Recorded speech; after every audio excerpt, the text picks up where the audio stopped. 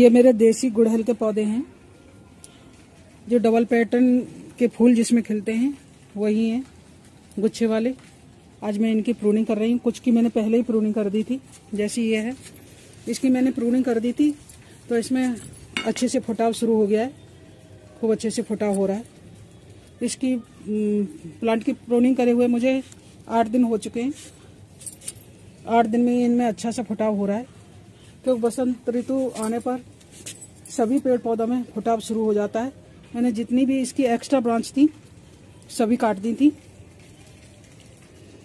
क्योंकि पौधे में हवा लगना भी बहुत ज़रूरी होता है। जब ज़्यादा घना होता है पौधा तो उसमें हवा नहीं लग पाती और फंगस पैदा होने लग जाती है। तो इसलिए मैंने इसकी जो बीच बीच में जो एक्स्ट्रा ब्रांच थी सभी काट दी थी। ऐसे ही मैं इस पौधे की काट दूंगी। इसकी मैं छटाई कर रही हूँ, साथ में पानी भी लगा रही हूँ, तो पानी बह के जा रहा है, पानी निकल गया। इसकी छटाई कर दूंगी और इसमें खाद भी दे दूंगी। मैं इसमें खाद ये सरसों की खली दे रही हूँ। ये मैंने पीस लिया है, इसको मिक्सी जार में डाल के मैंने पीस लिया था। मैं इसको दूंगी, इसमें 2 चम्मच दूंगी मैं। इस तरह से आप दें तो इस तरह से डाल लें।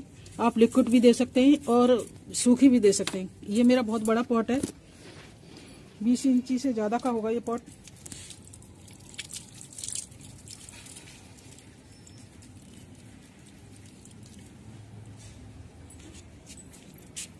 बड़ा पॉट है तो मैं इसमें 2 चम्मच भर के 2 चम्मच के करीब मैं इसमें खाद दे रही हूँ। खाद दे के मैं इसकी गुड़ाई कर दूंगी,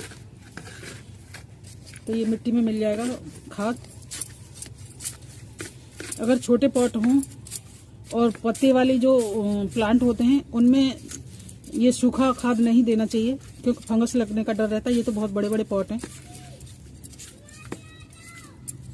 तो इसमें फंगस लगने का डर नहीं रहता। और ये नीचे से जितनी भी इसकी ब्रांचें एक्स्ट्रा ब्रांचें जिससे फंगस लगने का डर रहता है, मैं सारी की सारी काट दूंगी।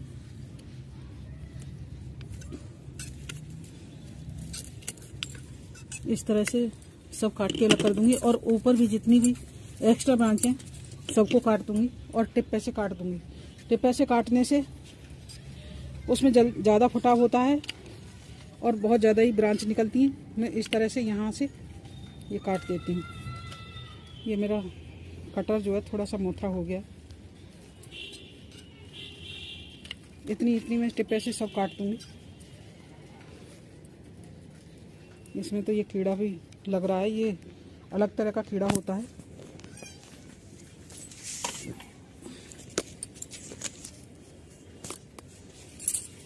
जैसे ये पहले ऐसी ब्रांच होती है इसकी, और होने के बाद में इसमें फफूंदी जैसी लग जाती है।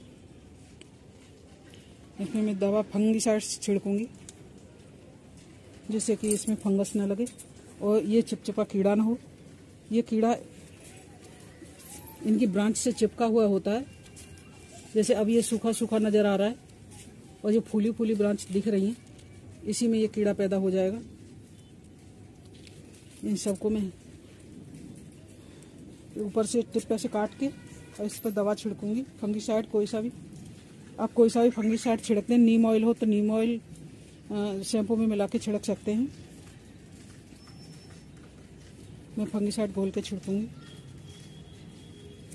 और मैं इसकी छटाई कर देती हूँ और गुड़ाई करके पानी लगा देती हूँ। गुड़ाई तो मैंने कर दी है, इसकी खाद डाल के मैंने गुड़ाई कर दी है।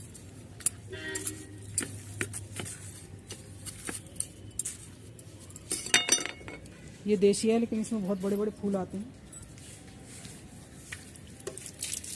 गुच्छे में फूल आते हैं। खाद दे के मैं पानी लगा दे रही हूँ। खाद जब भी दें तो ध्यान रखें सुबह या शाम को लगाएं, दोपहर में खाद न लगाएं। वैसे अभी इतनी तेज़ धूप तो नहीं है, लेकिन फिर भी शाम को या सुबह को ही लगाएं। मैं सुबह के टाइम पे ही लगा रही हूँ ये खाद।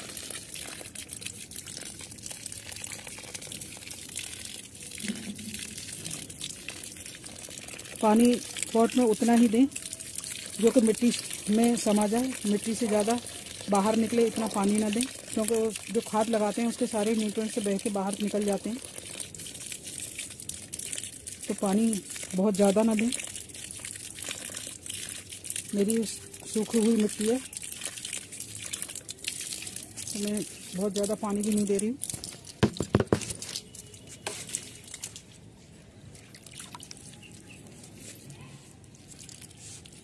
इसी तरह से मेरे और भी जो पौधे हैं सब में मैं ये छिड़क के खाद लगा दूंगी। इन पौधों में भी मैंने खाद दे दिया। ये सभी मेरे गुड़हल के देसी गुड़हल के पौधे हैं मेरे पास इस समय। जैसे इसकी भी मैं छटाई कर दूंगी। ये सिंगल पैटर्न है लेकिन बहुत ही अच्छा फूल खिलता है। ये 12 मासी इस पर फूल खिलते रहते हैं, कभी ख़त्म नहीं होते। इसमें भी मैंने खाद दिए लगा दिए और इसकी मैं गुड़ाई कर देती हूँ।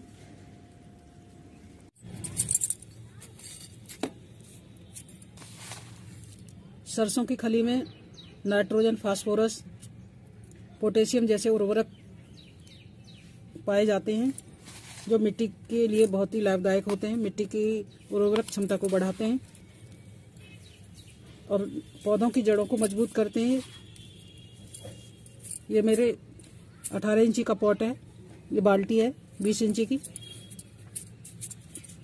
तो इसमें मैं ये 2 चम्मच के बराबर मैं सरसों की खली दे रही हूँ। खल दे के और ये गुड़ाई कर देती हूँ। मैंने सूखा ही दिया है। गुड़ाई करके मैं इसमें पानी दे दूंगी।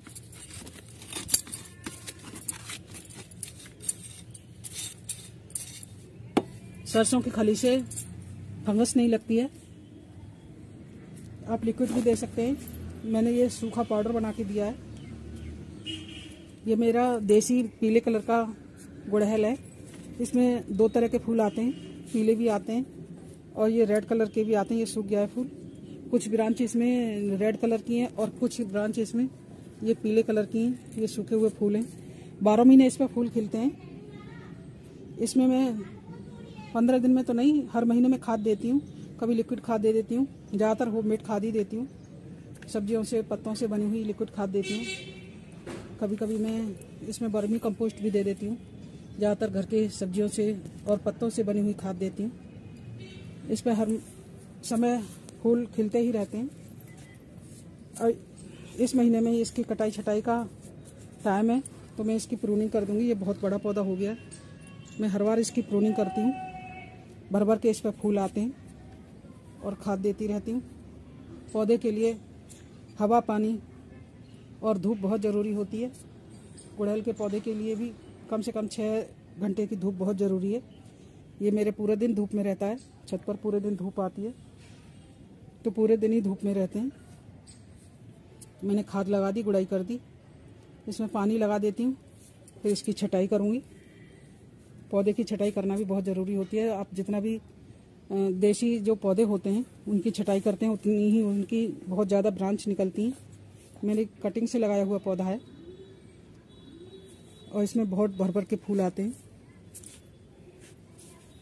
अब मैं इसकी प्रूनिंग कर देती हूँ। मैंने कई गुड़हल के पौधों की प्रूनिंग कर दी है। एक साथ तो नहीं कर पाती हूँ, मैं धीरे धीरे करती रहती हूँ।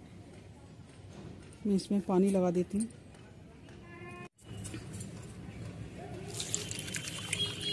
मैं पानी लगा देती हूँ। ये भुरभुरी मिट्टी है।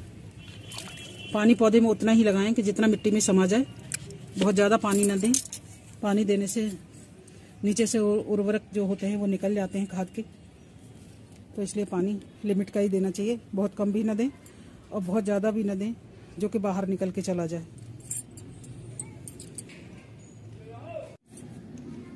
इस तरह से मैंने अपने ये पूरे ही पौधे की छटाई कर दी है।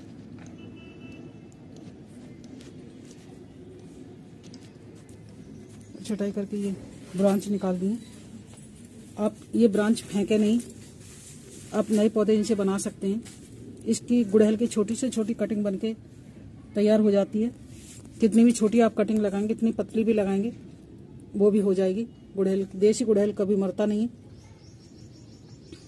उसकी छोटी से छोटी कटिंग लग जाती है और बहुत जल्दी उस पर फूल भी आते हैं। अब मैंने इसकी छटाई कर दी है। जैसे ही इस पर नए पत्ते निकलेंगे, पत्तों के साथ ही इस पर फूल निकलेंगे। इसी तरह से मैं और भी पौधों की छटाई कर रही हूँ। ये ताकत का लिक्विड फर्टिलाइजर है। अब मैंने उसके गुड़हल की प्रूनिंग कर दिया। उसके बाद में अब इसको पानी में डाल के, पानी में डाल लूँगी, 8-10 बूंद डालूँगी इसका पानी में, और फिर उस पूरे जो गुड़हल मैंने कटिंग करी है उन पर छिड़काव कर दूँगी, जिससे कि जल्दी से उनकी कॉपलें निकलेंगी, फुटाव शुरू होगा और जल्दी से ही उस पर बहुत ढेर सारे फूल आएंगे। ये बहुत ही अच्छा फर्टिलाइज़र है, मैंने और भी पौधों में दिया है, ये अच्छा रिजल्ट मिला है इसका। मैं इसको पानी में डाल लेती हूँ। ये जम गया था तो मैंने इस तरह से ये निकाल लिया है, बहुत गाढ़ा हो गया ये, इतना ही डालूंगी इसमें। ये पतला था तो कम से कम 1 ढक्कन के बराबर होगा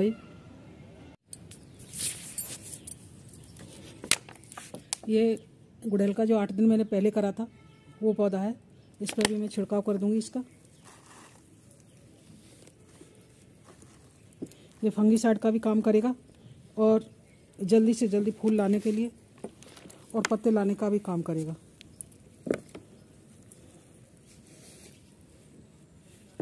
ऐसे ही मैं अपने सभी गुड़हल के पौधों पर इसका छिड़काव कर दूंगी।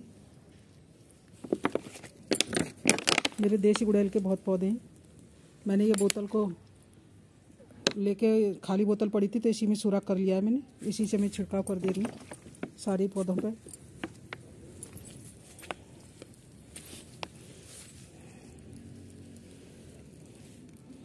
इस पौधे पर भी मैंने जब 10 दिन पहले प्रूनिंग करी थी तो मैंने ये छिड़काव कर दिया था इसका, तो बहुत अच्छे से इसमें पत्ते आ रहे हैं।